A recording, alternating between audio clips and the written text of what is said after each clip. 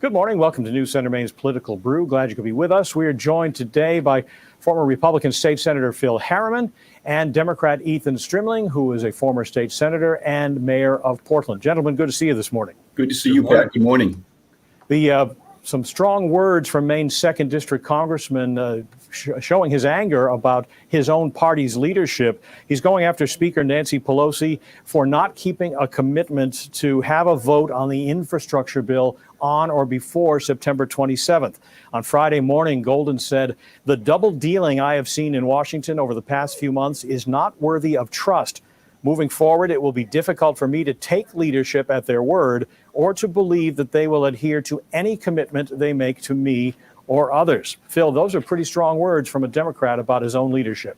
Yeah, and good for him. You know, I respect this. And as an American, forget the party affiliation, as an American, I think either party with their leadership should express themselves when commitments are made and not kept and deals are struck that aren't honored.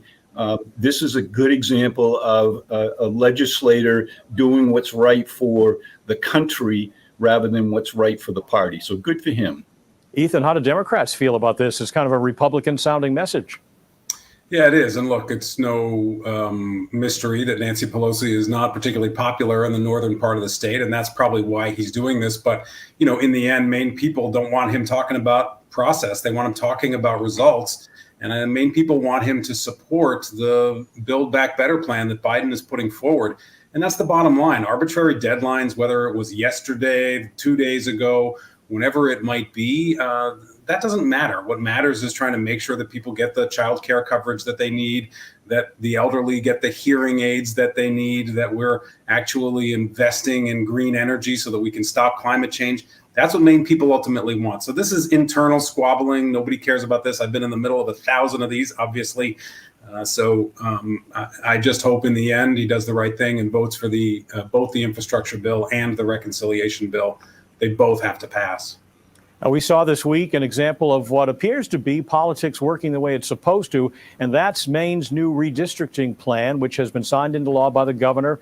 It shifts about tens of thousands of Mainers moving into different legislative districts, but it was done on a bipartisan way. Ethan, what do you make of the outcome and the impact it may have and the process itself? Well, much better than the process when I was there. We ended up in court, so very good job. I think very good leadership on both sides of the aisle for sure, sitting down. You know, they both put forward proposals that they wanted, and then they came together and found a way to get it done. And they didn't disrupt a lot of districts. Obviously, there's some moving going on, and people are going to have to learn some new constituents, and constituents are going to have to meet a new legislator. Not a lot of people who are running against each other or any of those kind of conflicts that really can make it tense. And the best part is up in CD2, we got 4,000 or 5,000 more net Democrats up there. So that should help very much both Maine and America. Phil, what do you think about the impact and the process here? Well, like Ethan, and when I had the honor of serving in the Maine Senate, we went through redistricting, and it also ended up in the court, and I predicted it would again this time. So I'm going to eat some humble pie and congratulate the legislators and both parties for coming to a 2/3 vote, which is hard to do on anything these days in Augusta. They got the job done, and now candidates can begin to go out and introduce themselves to their potentially new voters. The election for governor is still more than a year away, but it's something we're going to be talking about probably every week here on Political Brew. At least 3 unions are now pushing for a progressive challenger to Democratic Governor Janet Mills. They're starting to raise money in $5 donations to encourage Troy Jackson to run. Now, Senator Jackson, the Senate president, has said while he has differences with Governor Mills, he does support her. Ethan, let me go to you first on this one because you're involved in this process.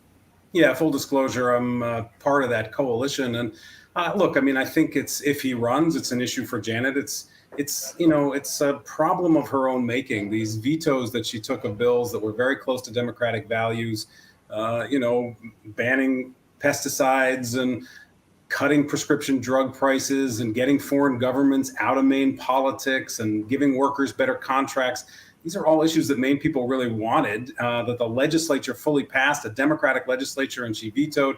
So clearly there are some folks out there who are very upset with that. So, if I'm advising Janet, I'm telling her you should be reaching out to those groups that are upset, talking about a little more about what you're going to be able to do for them in a second term and keep those promises. And Phil, it seems as though the question isn't really so much whether Jackson runs or not, but just that people are talking about it, that there are enough unhappy Democrats that want to see a primary challenge of their own sitting governor. Yeah, I share your analysis, Pat. What it tells me is that within the Democrat Party in Washington, as we just discussed a few minutes ago, and on this topic, there's some family feuding, if you will, going on. And I think this is an attempt to put Governor Mills on notice that you better start moving a little bit more to the left as you campaign for re-election, because there is a large constituent of Democrat voters who want you to move more left than to the right. We have a lot more to talk about on Political Brew this morning. We'll do that in the next hour. News Center Maine is back after this.